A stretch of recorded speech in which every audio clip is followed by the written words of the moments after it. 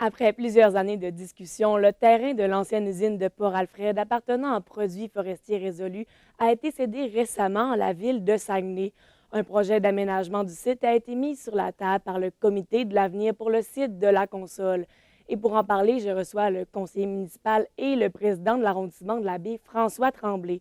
Bonjour, Monsieur Tremblay. Bonjour. Est-ce que vous pouvez me dire qu'est-ce que ce projet-là va apporter aux citoyens, mais également à la ville de Saguenay? Le projet en tant que tel est un projet du milieu qui date de plusieurs années. En fait, je vous dirais qu'il se place dans un contexte à la fois communautaire, à la fois aussi touristique, économique à la limite. Euh, Disons que c'est historiquement un site qui a donné place à une prospérité industrielle au niveau de la pâte et papier. Il y a eu différents propriétaires de l'usine en question. Et puis, bien des gens de notre communauté y ont travaillé, nos grands-parents, nos parents, pendant de longues années, jusqu'à ce que finalement, il y ait une fermeture drastique de l'usine qui aura causé une fracture, une commotion au niveau de la communauté. 560 emplois perdus, des emplois de qualité pour une petite communauté comme la nôtre où il y avait auparavant, disons, des boutiques, différentes entreprises pour les meubles. Il y avait, disons, des équipements puis des commerces qui pouvaient alimenter notre communauté étant donné notre pouvoir d'achat. Maintenant, on sait que les grandes surfaces sont arrivées aussi. Mais ceci dit, ça a très concrètement dévitalisé la baie et le secteur Port-Alfred. Parce que tu as eu des noyaux forts, tu as eu Grande-Baie, Bagotville et Port-Alfred. Et puis Port-Alfred est de loin la zone qui a été la plus dévitalisée depuis la fermeture de la console. Suite à ça, il y a différentes perspectives pour voir le projet. Il y a une approche qui est peut-être plus industrielle, plus économique, de vouloir transférer ce terrain-là ou le rendre disponible à d'autres projets d'industrie. Ça s'est fait par le passé, ça n'a pas réussi, ça ne s'est pas concrétisé.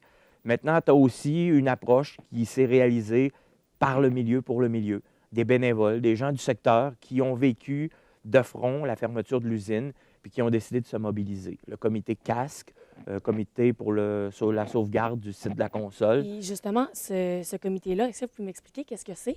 Bien, en fait, c'est un comité du milieu, comme je vous le mentionne, créé par des bénévoles. Il y a Mme Aline Lavoie qui y siège. Il y a un ingénieur, un M. Jonker, dont j'oublie le nom. Il y a un M. Rasmussen, qui sont des gens connus à la baie. Éric Tremblay aussi, qui est un éthicien au cégep de Chicoutimi. Bon, autour de la table, ils se sont mobilisés et puis ils se sont dit, bon, ce site-là, fondamentalement, a été longtemps utilisé par la sueur du front de nos ancêtres. On croit que ce site-là devrait revenir à la collectivité. Alors, ces gens-là ont milité et ont mis sur papier un projet qui n'est plus aujourd'hui préliminaire, mais qui en arrive à son aboutissement, qui a encore besoin d'être façonné à différents volets, mais qui est très avancé. Souvent, quand on va mettre à terre une église, comme c'est le cas de Fatima ou autre, on nous critique ou on nous dit c'est dommage, s'il y avait eu des projets, on aurait peut-être pu la sauver. Là, c'est à l'inverse. On a véritablement un beau projet qui a été validé par la chaire d'éco-conseil, qui a fait l'objet aussi d'un vaste processus de consultation. On a consulté différentes réalités d'activités de plein air, écotouristique, économique et autres.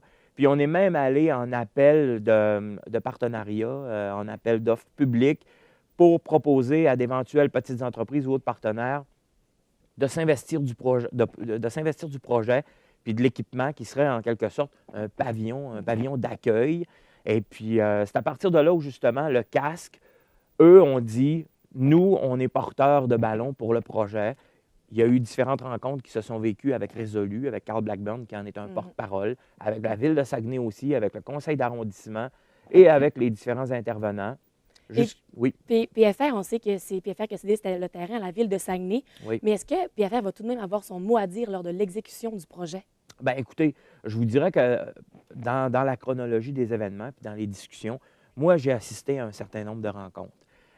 Il était très clair pour Carl Résolu, qui en était le porte-parole, lors d'une rencontre qui nous ramène à l'année dernière, où on nous disait, écoutez, si nous, on cède le terrain pour la symbolique d'1 $ à une corporation, à un OSBL, et qu'entre-temps, l'OSBL n'a pas été en mesure d'attacher du financement au projet, et qu'un projet industriel ou autre créateur d'emplois se présentait par la bande, comment la ville de Saguenay ou l'arrondissement pourrait réagir à ça, étant donné que le terrain n'appartient plus à la ville, mais bien à une OSBL? Ça pourrait être problématique. Ceci étant, tout ça a évolué et le comité Casque, avec son beau projet, sont allés s'asseoir à Québec. Et puis, il y a un ministère avec un créneau au niveau maritime qui ont reconnu la validité du projet en question et puis qui leur ont signifié de compléter les formulaires, les documents nécessaires pour l'obtention d'une subvention éventuelle. Alors là, Québec se commet à l'égard du projet. La ville de Saguenay s'était aussi, en quelque sorte, commis au niveau d'une implication des techniciens pour les plans sur le site en question. Et puis, à partir de là, bien, Résolu ont compris qu'il était peut-être temps de céder le terrain quand même à la ville de Saguenay. Et puis, maintenant, à l'heure où on se parle, le service du contentieux de la ville et fort probablement le contentieux de Résolu vont aboutir à une entente qui va être confidentielle jusqu'à ce que, justement, on puisse publiquement rendre disponible le contenu de l'entente. Et rapidement, est-ce que vous pouvez me dire si ce dossier-là pourrait être un gros enjeu électoral? Je crois que oui, ça risque d'être un enjeu électoral parce qu'effectivement, on a des élections à Québec en 2018, on en a au municipal en 2017. Merci beaucoup. On va suivre le dossier de près. Ça fait plaisir. Quant à vous à la maison, au revoir.